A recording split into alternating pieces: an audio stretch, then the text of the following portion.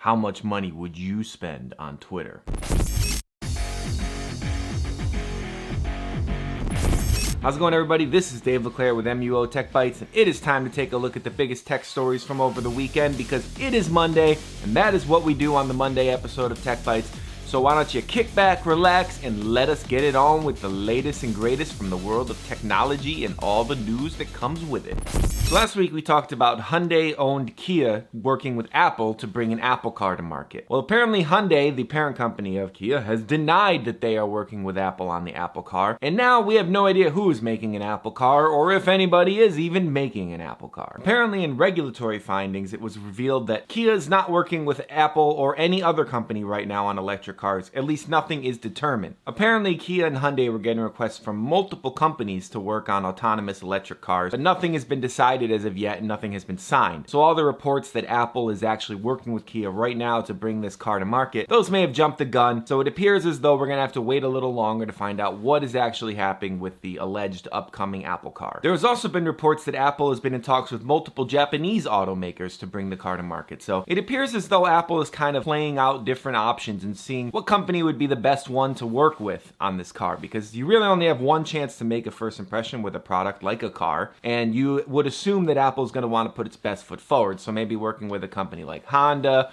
or Toyota might be good options if they're going over to the Japanese direction, or even Nissan is another good choice. For the time being, it sounds like the Apple car is still going to remain a secret and we are not going to get any answers about it, at least not in the very immediate future. Now, what I want to know from you guys is what features would an Apple car have to have in order to get you to buy one? Would it have to be truly autonomous driving? Would it have to be an incredible range?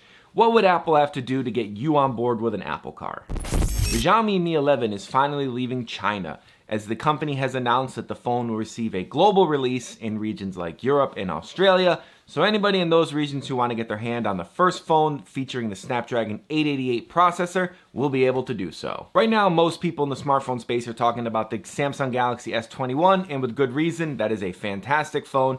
But the Xiaomi Mi 11 might actually pack a little bit more bang for the buck, especially with that 108 megapixel camera that looks like an absolute monster on the back of this thing. It features the same processor that Samsung uses for its European versions of the Galaxy S21 in the Snapdragon 888, so in terms of power and specs, the phones are actually quite comparable. Another exciting aspect of the Xiaomi Mi 11 is the screen. It features a 6.81-inch display with 120 Hz, so you get that ultra-fast, smooth scrolling in those high-speed, high-frame-rate video games that look absolutely incredible. And once you try a phone with 120 Hz, you really will have a hard time going back to the old 60 or even 90 Hz phones. And if you're a fan of taking selfies, there's a 20-megapixel camera on the front of the phone, tucked underneath the hole punch, which personally I like slightly better than the notch, but that just comes down to a matter of personal preference, whether you prefer to have that little hole in the corner of your screen or you prefer to sacrifice some screen and have the selfie camera tucked up. Either way, that's a really good selfie camera that should take some fantastic pictures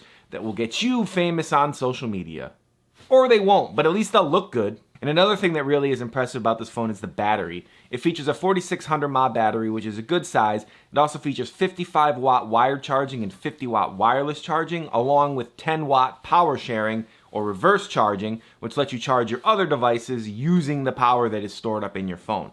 So basically, if there's something you could want a battery to do, the Xiaomi Mi 11 can do it. Now, as far as the price is concerned, it's 749 euros for the base model and 799 euros for the model that's a step up. The only difference between the two is one has 128 gigs, obviously the cheaper one. The more expensive one has 256 gigs. They both feature 8 gigs of RAM, so you won't be getting any extra speed out of the higher end phone. You'll only get extra storage. Now, Xiaomi didn't say exactly when the phone will be available globally, only announcing that it is coming and that it will announce more on its social media channels in the respective regions where the phone is going to be releasing. So if you're in Australia, keep an eye on that. If you're in Europe or England, keep an eye on Xiaomi's social media channels there, and you'll get a full release date. And I can almost assure you that I will be telling you in another one of these videos exactly when you'll be able to get your hands on the phone as well.